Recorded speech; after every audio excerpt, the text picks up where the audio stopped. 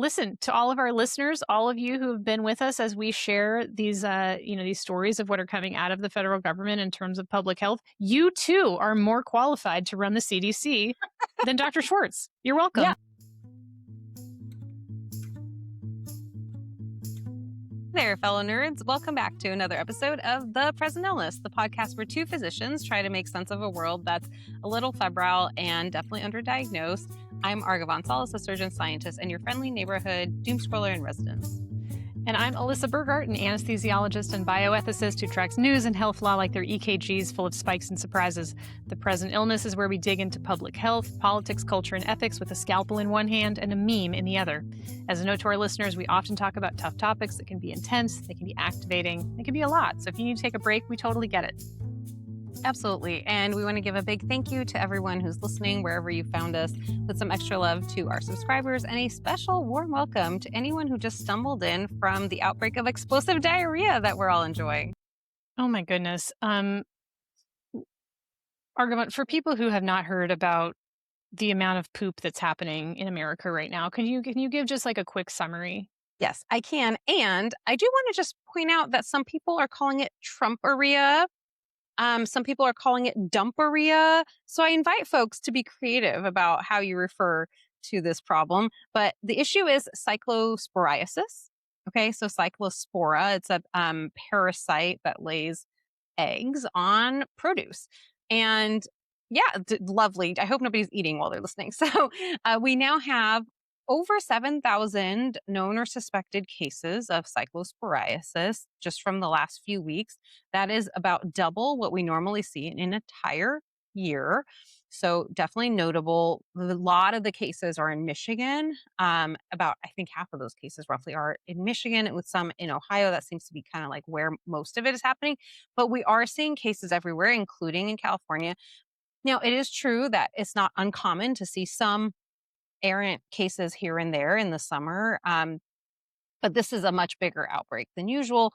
And one of the reasons that people are concerned about it is that last year, when the government decided that many of the things we do aren't necessary, that they're wasteful, is that they cut back on what was mandated to be tracked, what foodborne pathogens were mandated to be tracked by state governments and so on. And so one of the pathogens that was no longer required to be tracked was cyclospora. In addition, Campylobacter, Listeria, Shigella, Vibrio, and Yersinia are all pathogens that we are no longer requiring anybody to track. And so I think that has not caused this outbreak, of course, but it has contributed to it being more difficult to find the source, because this has been going on for weeks now, and we still do not know, as of July 16th, when we're recording this, where it's coming from. They think maybe it might be coming from lettuce or bag salad, but still no idea of what company or source, like what farm, whatever, nobody knows. And the common places where cyclospora is found are lettuce, bag salad, snow peas, basil, cilantro, green onions, and raspberries. But really, it can be on any fruit or vegetable that's not cooked. So the only way to really make sure you're not consuming it is to cook everything. But of course, like, who wants to cook a peach? Like, you want to eat a fresh peach in the summer, or like I said, raspberries, salad. Well, also like it's hard to wash those kinds of things. Exactly. And so the cyclospora do tend to be more sticky on things like leaves, like I lettuce leaves, than and on raspberries, but there's these little nooks and crannies, than say like on a cherry, although it's not impossible to get it from a cherry. Anyway, so the recommendations are to wash your hands before and after handling produce, also to wash your produce, but there's no vinegar, salt, any treatment that will kill the cyclospora except for heat up to 158 degrees. So that means, people can do whatever they think is reasonable, and people have different levels of risk tolerance. For me personally, this is not medical advice, but for me personally, I am avoiding uncooked leafy greens at this time.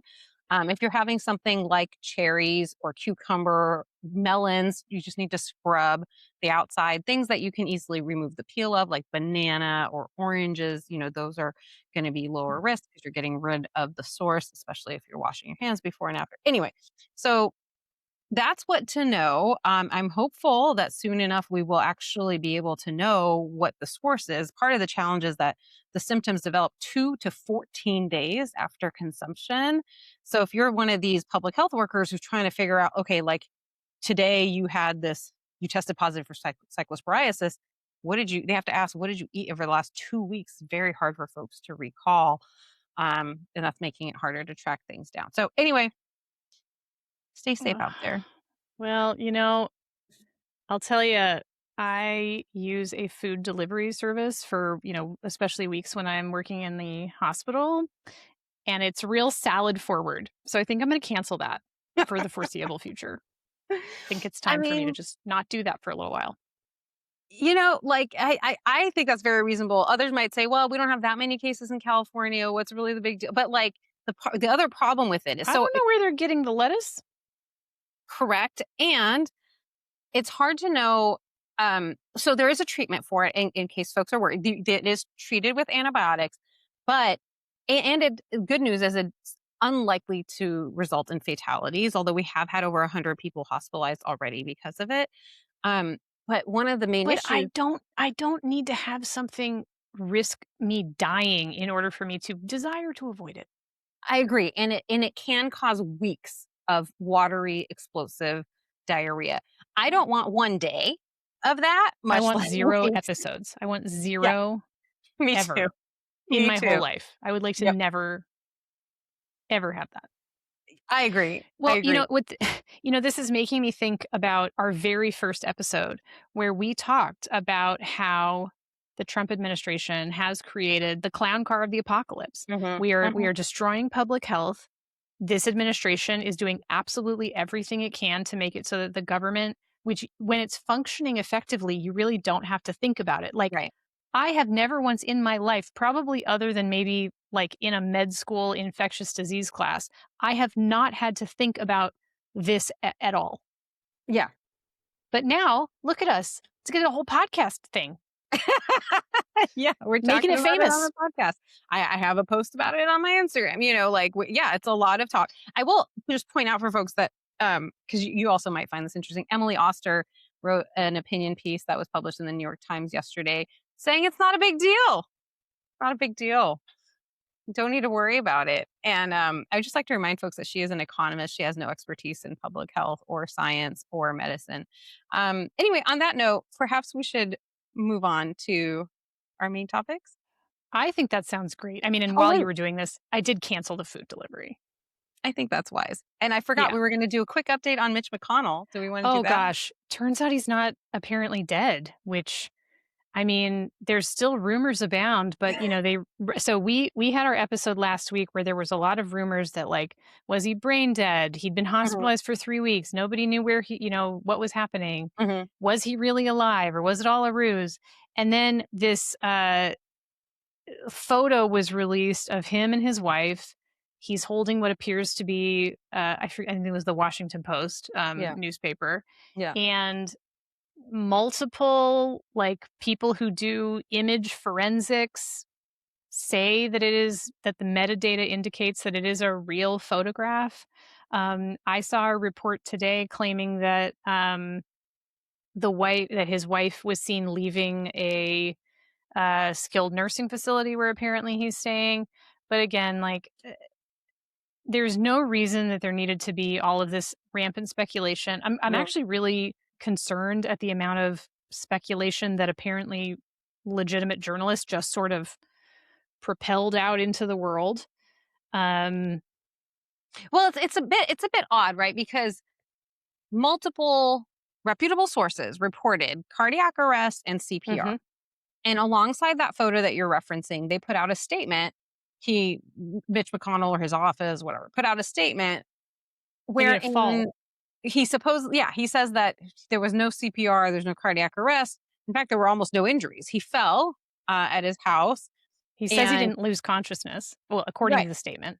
right, according to the statement, and had no concussion, no broken bones, nothing, and yet remained in the hospital for several weeks because he says that he then caught a quote unquote mild pneumonia. Now, it, it, I don't know. It's still honestly very suspicious to me. I don't can't put together why even a frail person after a fall with zero injuries would be in Hmm. the hospital for weeks, and then being transferred to a rehab. So I do feel still that they are not being forthcoming in terms of Yeah. what's happening, but Well, it and does seem like he's alive. I don't know. it seems like it. I mean, and the other thing that came out after we had already recorded and released our episode was the video footage of his neighbor Mhm. video videotaping or with their phone. I don't know what we call that, phone taping, um, Recording. recording. One of his neighbors recorded him being supposedly him being loaded into a ambulance, and it seemed Mm, very casual, like mm, no one seemed to be in a hurry mhm. and it wasn't a Yeah. body bag. And so and the report said that I couldn't see his face, but the neighbor apparently reported that he was not wearing an oxygen mask. Mhm. And so again, I'm like going, all of these reports that we've heard that it is cardiac arrest, and the report that like I said, I had listened to the audio from Yeah, yeah. the EMS report implying that he was found down and that it was a cardiac event. Now, it Hmm. must be that that turned out to not be correct, even if that's what was initially called in. I guess that's possible. Anyway, it remains a mystery. But in the interim time, of course, last Saturday, Lindsey Graham drops dead of a supposedly, as we've heard, that he had. Well, did you hear how the president referred to what happened? All I heard from the president was that he said, "Well, this is going to make it tougher to pass the Save America Act." That's what I heard from He, him. when he so when the president was asked about how Lindsey Graham had died, he said some part of his body exploded. And I mean, that's not necessarily like wrong, but it is also very not specific.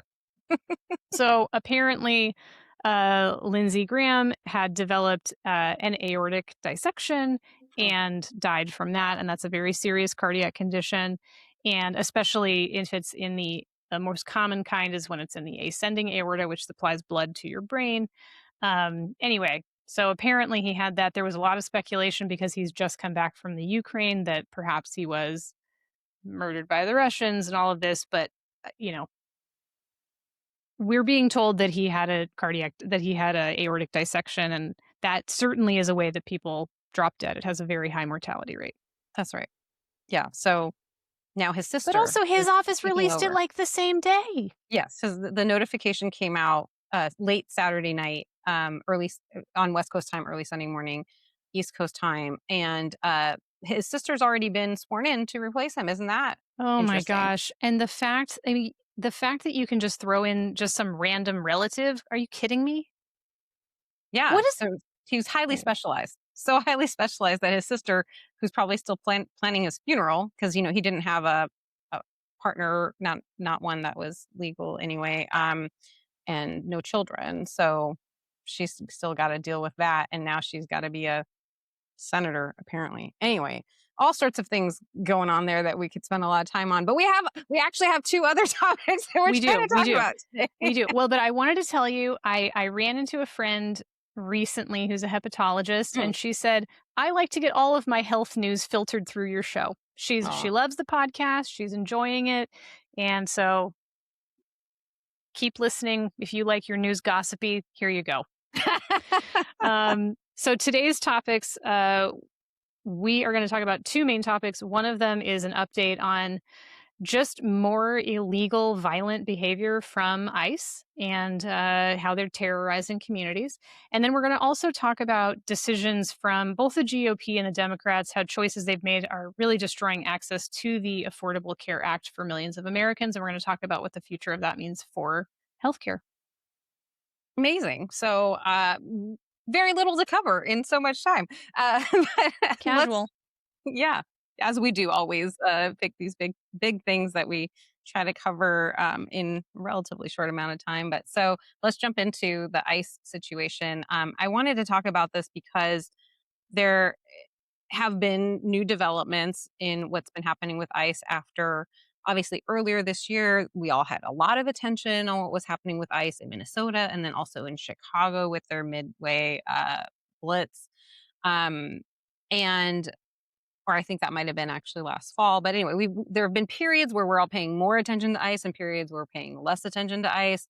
And it's important to note that ICE continues, nevertheless, to be terrorizing, as you said, communities. And they've come back into kind of greater public awareness in the last couple of weeks because of two more people they have killed during their, attempted roundups of immigrants. So one I want to draw people's attention to is a man named Lorenzo Salgado Araujo, who was 52 years old, living in Houston, has been in the States for 35 years, and owns a construction company, was taking workers and himself to a work site in the morning and was pulled over by ICE and they shot him and he died of his injuries. The three other men who were in the vehicle were detained by ICE. One of them is his brother. They, as far as I know, remain detained today. Lorenzo had three sons who are all U.S. citizens, for whatever that's worth. One of them learned about his father's death by hearing his voice on a clip on Facebook, um, where he reportedly was saying, "They're killing me," um, which is absolutely devastating that would be how you hear about a federal agency and its agents killing your father who was on his way to work. They apparently were not actually looking for Lorenzo Salgado Araujo. They were looking for who knows who, but somebody else. Um, Now, of course, the ICE agents had their own version of the story saying that that Lorenzo had tried to run them over. We've heard this story before. Um, and the witnesses who were in the vehicle say that's not what happened at all, and that there was no one in front of the car, and that there was no ramming of an ICE vehicle or anything like that.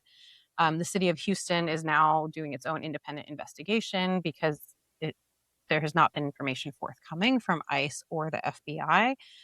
Um, so that happened on July 7th. I should mention that Mr. Araujo was originally from Mexico, and the president of Mexico has expressed, even prior to this, a lot of concern about what is happening to Mexican immigrants in the United States and is calling for investigations. Um, so, yeah, that happened on July 7th. And then this week, a young man in Maine met the same type of fate. This man's name is, I believe it's pronounced Joan Sebastian Guerrero. He was Colombian originally and is here with a work authorization. Had a wife and a 3-year-old daughter. The 3-year-old daughter reportedly was in the car with him wearing her bluey pajamas when ICE, tried to detain him again. Turns out he was also not the person they were looking for and they killed him. He worked in food delivery. They, of course, same story that he was using his vehicle as a weapon. Well, originally, I should clarify that is what they originally said, that he was using his vehicle as a weapon. And then they changed the story, DHS, when they put out a official statement about it. They said that because he was trying to drive away from the agents, that they shot him out of concern for public safety. And I want to point out that the threat to public safety is these ICE agents, not any of these immigrants who they have detained and in other cases shot and killed. Um, what's interesting since we talked about Graham Plattner, or one interesting thing since we talked about Graham Plattner last week, is that Susan Collins, um, who's of course one of the senators from Maine, expressed her concern right over what had happened. But this is after she voted for a bill allotting 70 billion with a B dollars to ICE without making any changes to the agency. And so I wanted to raise these two stories because in January, when ICE agents shot and killed Renee Good and Alex Preddy, it was all over the news, rightfully so. Um, and these two cases, I'm certainly seeing, but I don't think they're getting anywhere near the same level of Mhm. coverage. Also, as I was, as I've been reading about these cases, ICE has been responsible for the death of somewhere between 8 and 11. It's hard to get precise numbers. People dying as they're trying to detain them.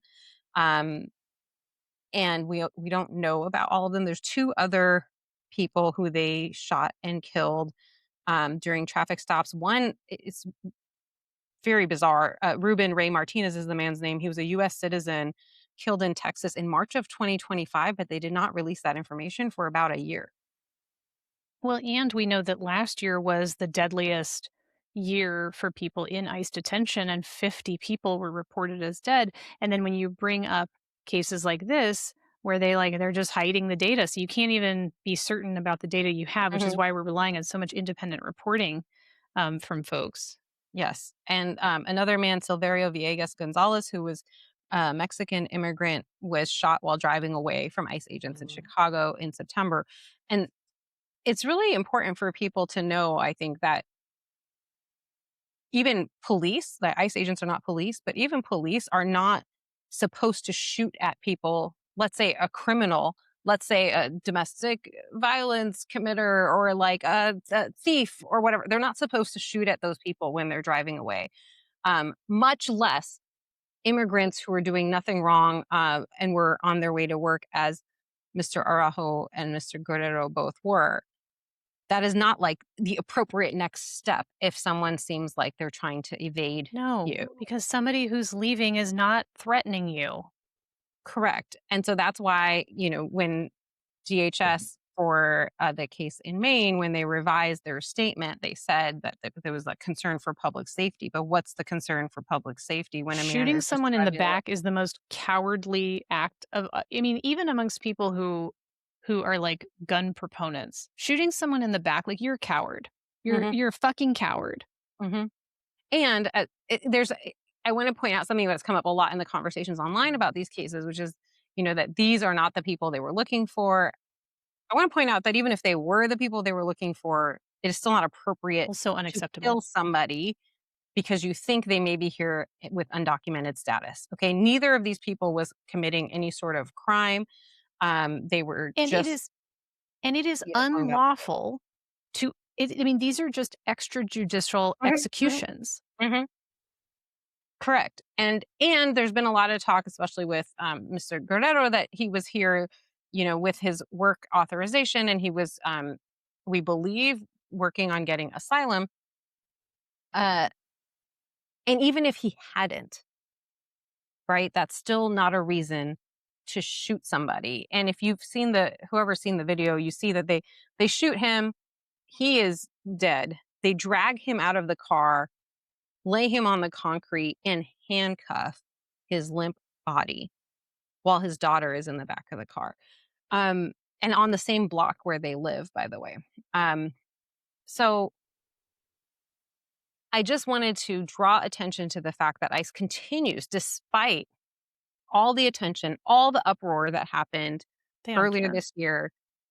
They continue to do basically the same things. And I will say that after, I think it was on either late Monday or early Tuesday, there was a notice that had gone out that they were going to stop doing traffic stops because that's what many of these cases have been, traffic stops. Yeah. And the next day, the president was like, that's dumb. Of course, we're going to keep doing traffic stops. This is really important work that we're doing. Our country's never been safer, blah, blah, blah, blah, blah. So even that precaution that they could have taken, which probably would have actually been impactful, the president did not want them to take because it's important. It's more important that we terrorize communities and that we demonize immigrants than that we stop killing people, as you said, extrajudicially in the streets. Um, I continue to So be it turns out that Tom Homan hasn't made anything better after Bovino's exit. Shocker. well, not only that, but when they asked him about these two cases, he said they're not even a bump in the road. That was the phrase that he used. This is not even a bump in the road because they have this whatever sacred mission or whatever. Um, the people in Maine and in Houston, Maine, it was a small town called Biddeford. The people in that town and the people in Houston have been protesting, coming out in the streets. They have massive memorials for these two men who unjustly lost their lives. They're doing what they can to fight for justice locally, but this is obviously a massive federal agency with a huge budget that is that has gone far beyond whatever it was originally intended to do. And we've talked before about the training, that they're not getting adequate training. Like, anyway, there's lots of things that we've discussed before about the structural issues with the agency. But at this point in time, I think abolish ICE is a moderate position. I mean, I think that abolish ICE like doesn't even come close to being enough. Yeah. Well, we also need all of these people to be held accountable. I mean, it's worth noting that not a single ICE agent who has been involved in any of these shootings has been suspended, fired, put on trial, arrested, nothing. In many of these cases, we don't even find out the name. They don't even release the name to us. But even in the cases where we have, because of social media sleuthing largely, found out who the person is, there has been no consequence for them. And that's part of the issue, right? That even if there's public outrage, but there's no accountability, then why would ICE agents feel that they need to follow the law? They've been told, and JD Vance even just, I believe, last week said, as they were asking him about the ICE agent who shot and killed Renee Good, he said, "Nope, there's nothing there. They have complete immunity." So basically, they've set up this, force, this militia that is going to carry out the president's little xenophobic, racist missions and cannot be held accountable. That's what they're trying to say. And we cannot, as the public, to whom these legislators are supposed to be accountable, like, we cannot be letting this happen. I we've talked before about oftentimes my joy is around, music or whatever, and Jesse Wells has, become a real voice in Mhm, especially in like Americana music for writing a lot of really important protest music for this terrible era that we are currently living in. And he wrote a whole song called "Join Ice." So mm, I'm gonna put that in the show notes. Um, and it's all about like who are these people who think this is a mhm, great idea that they're gonna join it because it's got great benefits. Yeah, mhm, let's go tie people up and murder people. It's got a great benefit plan. mhm, Um, um, I am, you know, and we've this obviously keeps coming up, but Hannah Arendt's The mhm, Banality of Evil, and how she, German philosopher, wrote about that in the aftermath of World War II, and how it's like, you know, pencil pushing regular people just, going out paying their bills, just driving trucks mhm, and, participating in a genocide and justifying it. mhm, And this, ICE is just one more example of how all these people who work for ICE, they're out on those government rolls, getting that job, getting those paychecks, and their job is to terrorize people in this country, and clearly to have no problem and no accountability murdering people in this country. So mhm. the banality of evil strikes again. Yeah, and the last thing I'll say on this before we go on to the next topic is that, folks may remember that there was a demand back, earlier this year for ICE agents to be wearing Mhm. body cameras so that we could have footage of these incidents because it's become so clear that they lie about what is happening. Um, Mhm. and supposedly the DHS has said that they were not wearing body cameras for these incidents. But I did see somebody had a photo of the agents, I believe, in Maine, and it looked very much like they had body cameras on their bodies. So either they weren't on or they're lying to us about whether that footage exists. Well, Um, and I mean, talk about being like a pro surveillance state, yeah, in which case only when it's convenient. yeah. Well, and I remember Fuck when ICE. that was the, like, Democrats' solution to this was like, "Oh, well, they should wear body cameras." That was never gonna be sufficient. That was never gonna be sufficient. Abolishing them was the only answer that was going to Yeah. make any sense and protect our communities. And I think the so-called, moderate Democrats who wanna, like, play along with the No. Republicans, they are as responsible for the undoing of this country. And also, like, to connect back to what we were just talking about, many of these folks put out these very sympathetic statements about Lindsey Graham's death, Oh, clear, please. I'm like, sorry. No. saying that he was the funniest senator, even Kamala Harris put out something that was like very nice. And we will never change and get rid of this authoritarian state if that is what our so-called opposition party is doing to mourn the death of I, someone who is responsible in many ways for the overturning of Roe versus Wade, who is I mean, in the favor of American killing way will anyone be and to make a everyone. statue of him. Well, they're putting a Charlie Kirk statue up in Times Square. Anyway, separate topic. Um, just that I saw that that's going to happen on September 10th, the anniversary of his death. Anyway, I just continue to be outraged at what is happening with ICE, and disappointed is not a strong enough word Mm-mm. for what the Democrats are not doing to try to protect the people of this country from the hatred coming from the other side. Um, but I think that's enough for this topic Mm. today. Fuck ICE. That's what I got to say. Absolutely. Um, that's why I will continue to list this podcast as explicit. Yeah. Free speech. All right, let's take a little cleansing breath Mhm.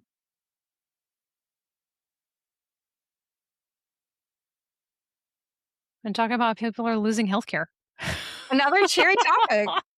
Let's It's do it. terrible. Ugh. So, the Affordable Care Act, also known as Obamacare, there was a projection that was out. So there's the one big beautiful bill, the worst bill, the ugliest bill, the most disgusting bill Mhm. that unfortunately passed.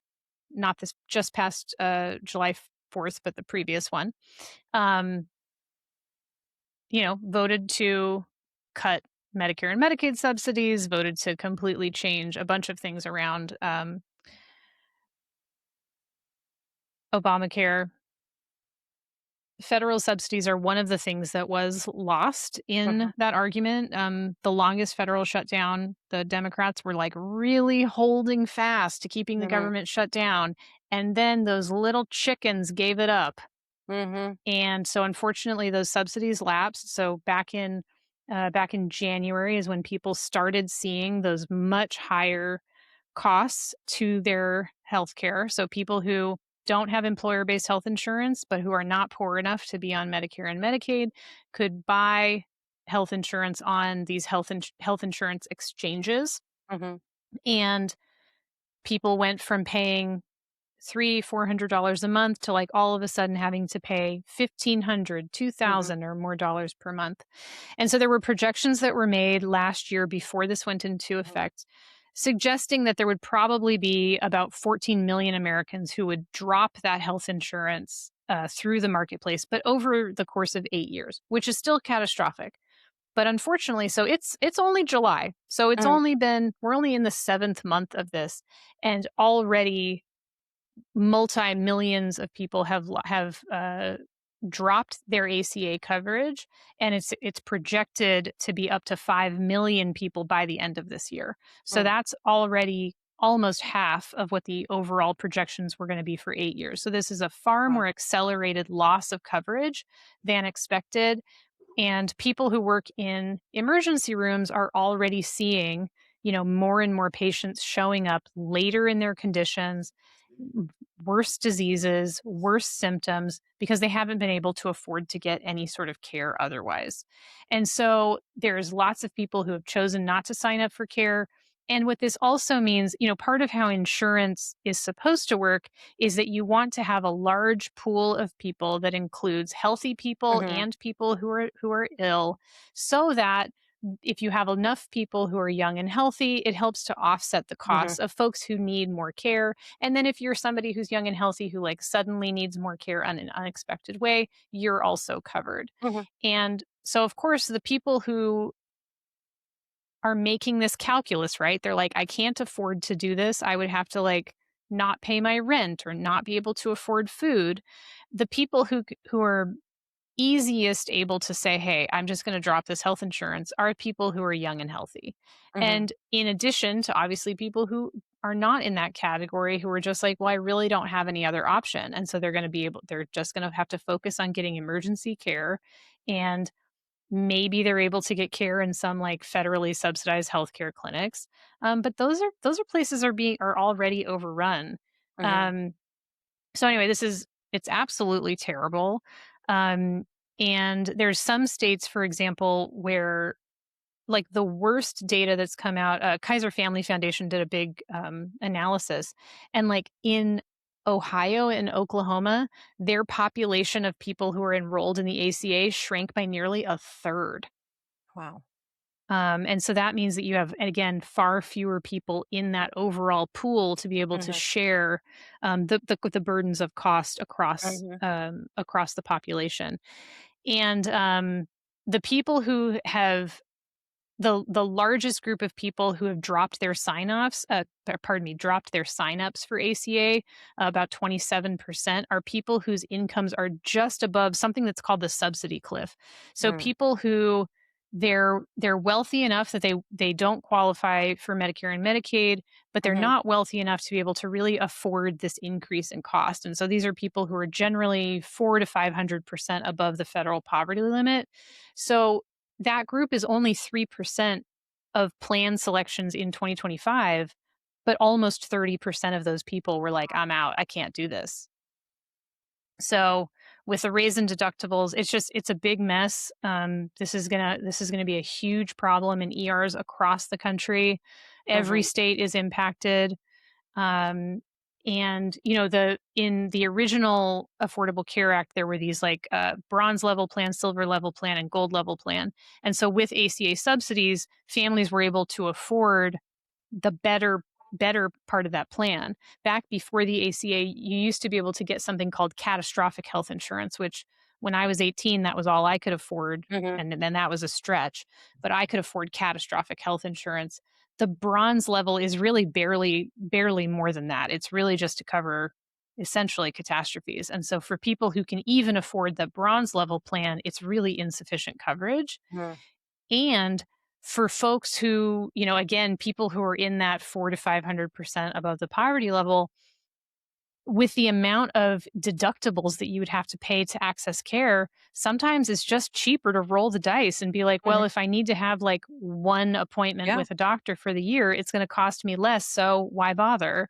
And Yeah. you're really just hoping that you don't get hospitalized. Yeah. I mean, this is the position we knew that people were going to be put into, intentionally put into by our legislators.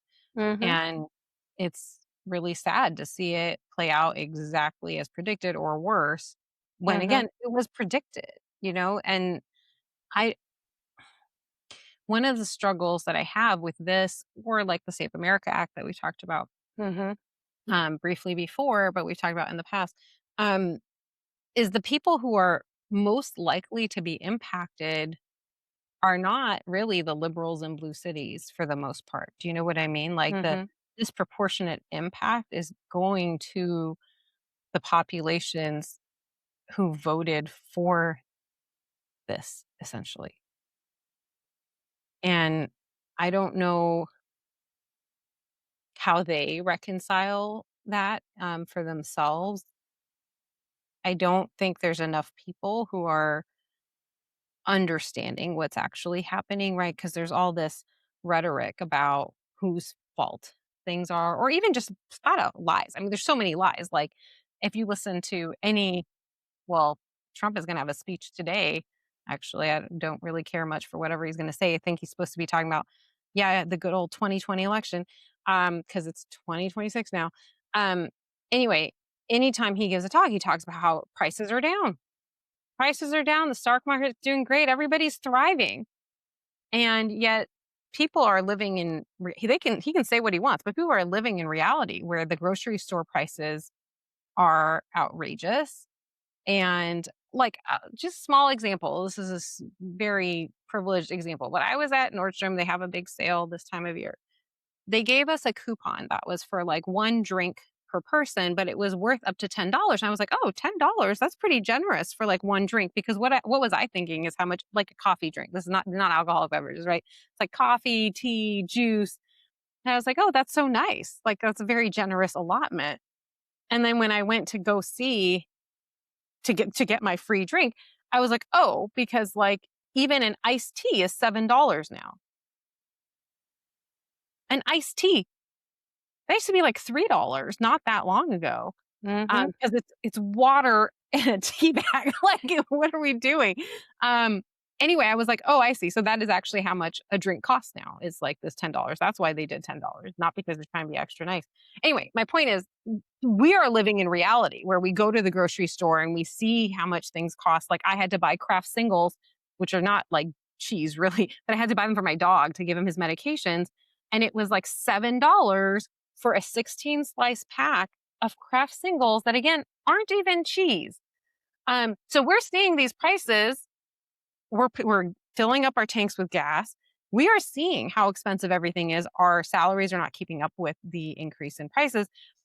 Yet every time they tune in to this, something that he says, he's talking about how everything's great. Everything's great. Prices are down. Everyone's thriving.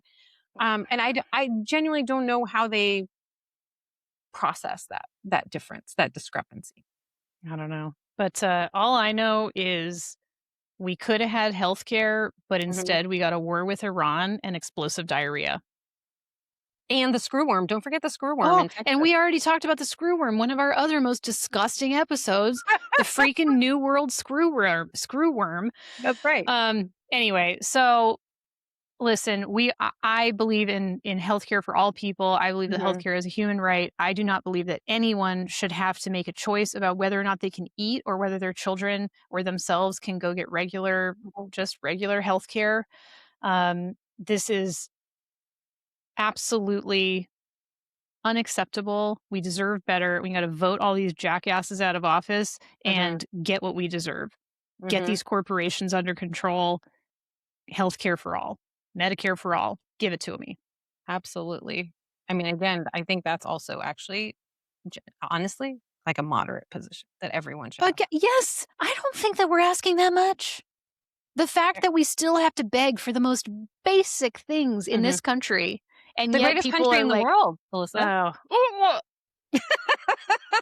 I would love to be the greatest country in the world, but I don't. It ain't this one." It is sure it's not as of All today. right. All right, Argavon, real quick.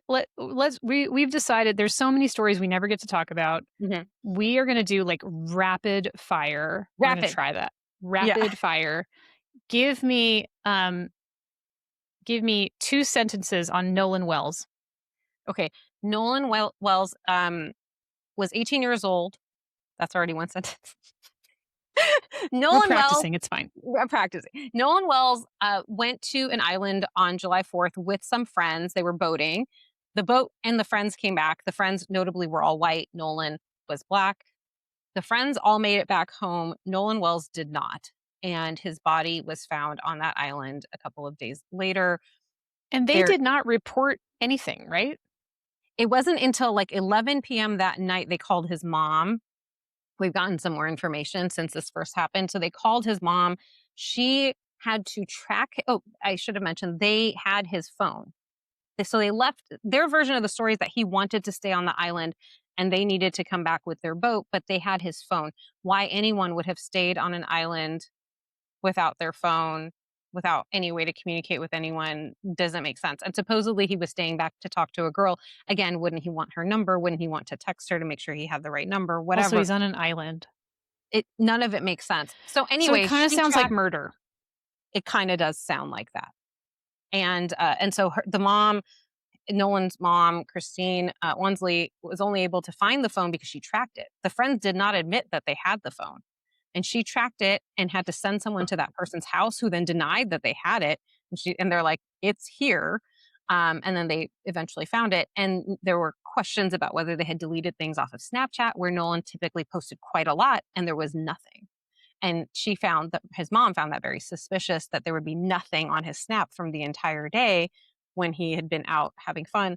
Um, anyway, the reason that we are tracking this story and talking about this story briefly, although more than 2 sentences, is that this is part of Nolan's story, is part of an ongoing, I don't even know what to call it, like epidemic of young Black people Hmm. disappearing or being murdered. We've seen multiple young Black people hung in trees in New York and in the South, and they're being called suicides. Um, there, yeah, there's a lot more there, obviously, but for a rapid version of this, there is there are a lot of Black people being harmed by the people around them, people in their lives, people on the streets. We don't really know, and they're not getting much media attention. Like everyone probably has heard of Gabby Petito, one white woman who disappeared, had been killed by her partner. I would guess that a lot of people haven't even heard of Nolan Wells.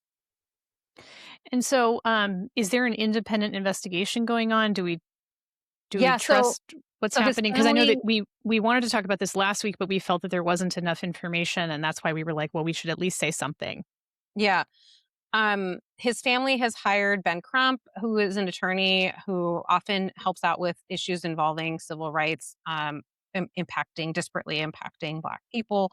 And they've called for an independent investigation. They have Tyler Perry and Colin Kaepernick are supporting them and had paid for an independent autopsy.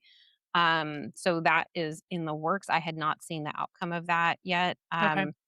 as of today, but his family are so impressive in how vocal they have been. I mean, they've been on I don't remember if it was the Today Show or the Good Morning America, like national television saying, "Hey, what happened to our son is not okay and we need to figure out what the story is here." And like, And this is not a new issue of like how Black families do not get the attention that they deserve, or mhm, anywhere near the mhm, amount of attention that a white person gets, and yet we continue to see this persistence in the mainstream media is unacceptable. yeah. Um, So that's as much as we have time for today on that, but we'll yeah, be keeping an eye on Nolan's story and hoping that his family gets information that helps them understand what happened in those last hours of his life. my heart goes out to his family. Um, Absolutely. okay, CDC Director Dr. Er, Schwartz, Yeah, Dr. Erica Schwartz, yes. So Dr. Schwartz had her hearing yesterday with the Senate and was asked a lot of questions. My takeaway so from this is, cringe. oh yeah, it was terrible. It was terrible. But just for real quick background, she is an MD. She also has a JD and she also has a master's in public health. She has served in the U.S. Public Health Services for a long time. So in many ways, seems on paper a better candidate than the last one that we had talked about. Um, However, in this hearing, she really was given a lot of easy wins that she sidestepped, like I just mean, saying, she was supposedly put forward as like an easy to confirm candidate. She was like "Hmm, qualified. She's an hmm, actual doctor. hmm, hmm," and yet, when she was asked about vaccines, for example, she could not forthrightly say that she will stand by the evidence that vaccines are effective, no matter what RFK Jr. or the president or anyone else says. She could not say that. She did say she would stand by the science, but then wouldn't connect those dots. She acted as though she had never heard of multiple things that have gone on. So the previous CDC director had stepped down when RFK Jr. had asked her basically to make unscientific recommendations. And Yeah, Dr. so, Monterez. mhm.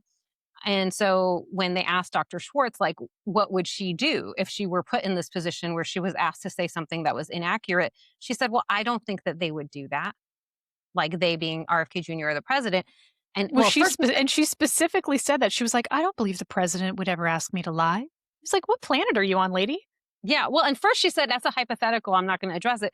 And the person who's asking the question was like, no, we have the emails. Do you need me to show you the emails? And then she said, no, they wouldn't do that. But they already The did it. the committee would not play. And what I will say is, you and I are clearly more qualified to run the CDC than Dr. Schwartz based on what we saw, Yeah, because we have I some mean, moral that's compasses. embarrassing. It is embarrassing.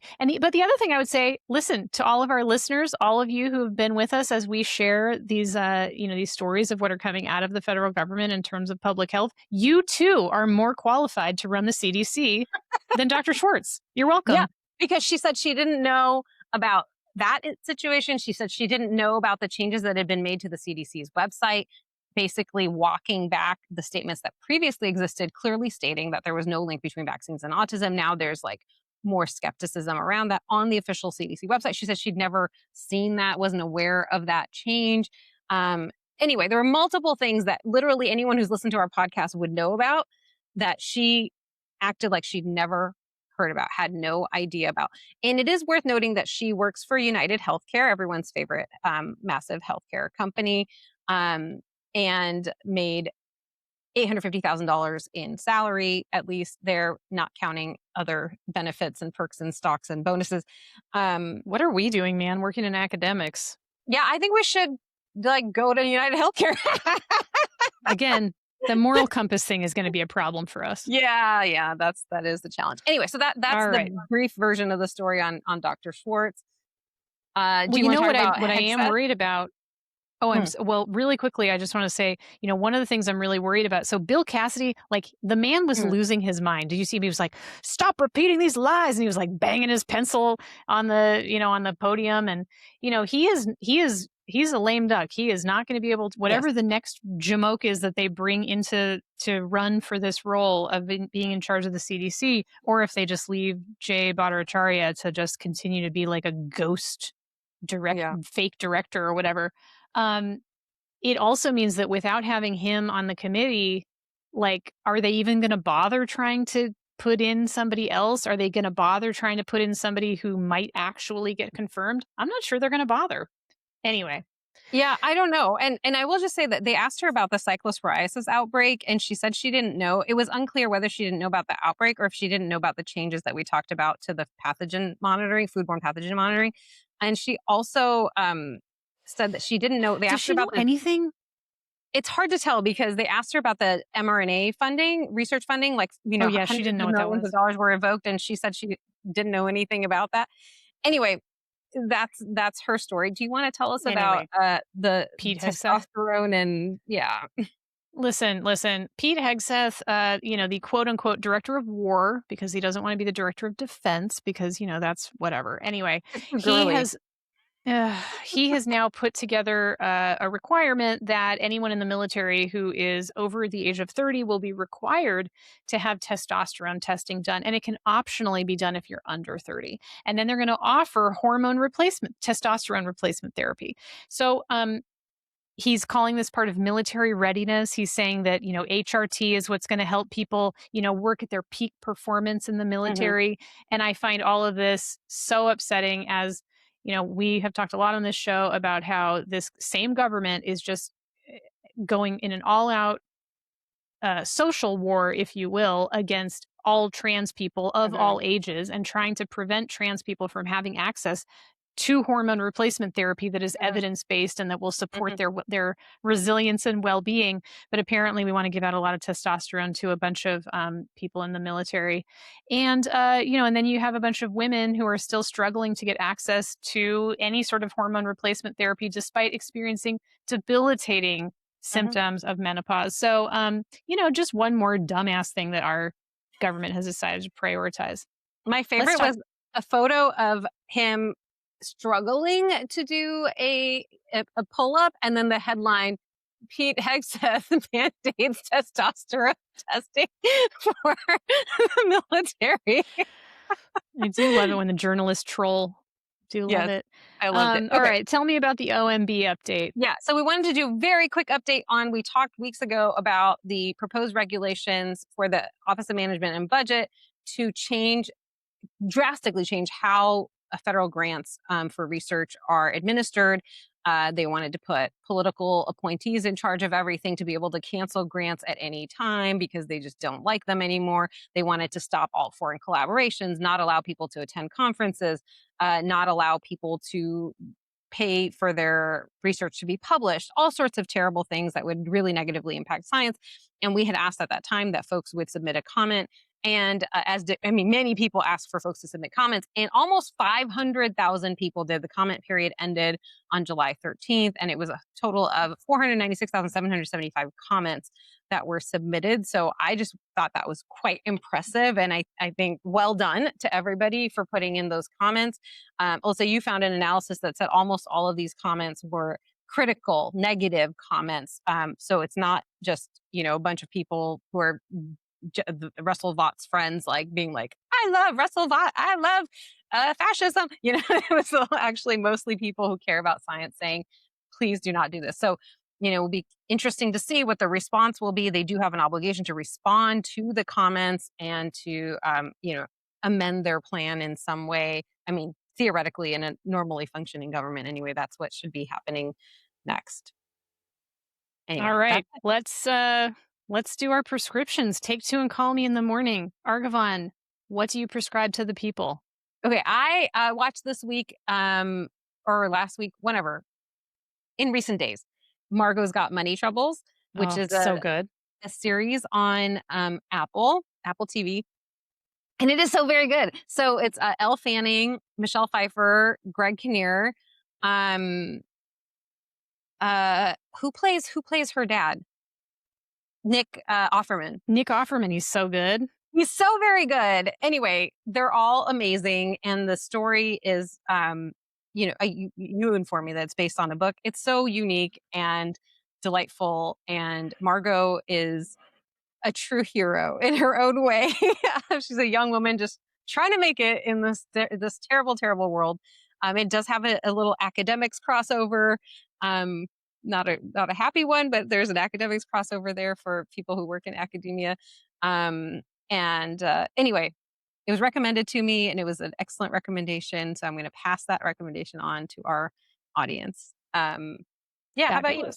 Fabulous.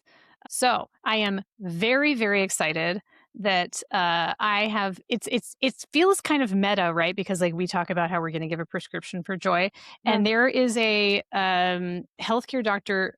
Her handle's called Ebony.Bell, and she says that she's providing a prescription for transphobia, and it's called Mind Ya Biz, as in mind your own business.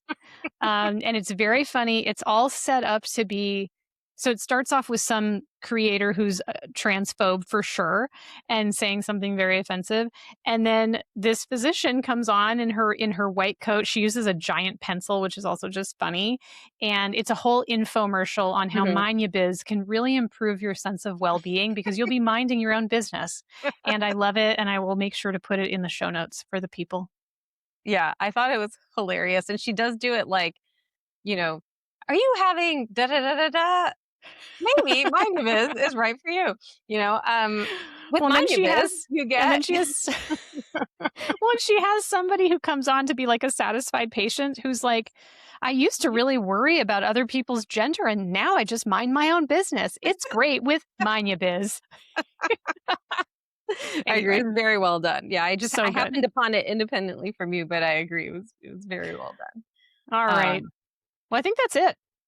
Yeah, that's it for this week's episode. If you didn't like what you heard, this has been the Red Man Group podcast. If you liked it, don't forget to subscribe to The Present Illness, leave us a review, and tell other folks to tune in as well. Follow us on TikTok, Instagram, and YouTube at The Present Illness, and you can stay on top of all of our TPI-related news. We will be back next week with more headlines, hot takes, and doom scrolling, hopefully wrapped in some laughs.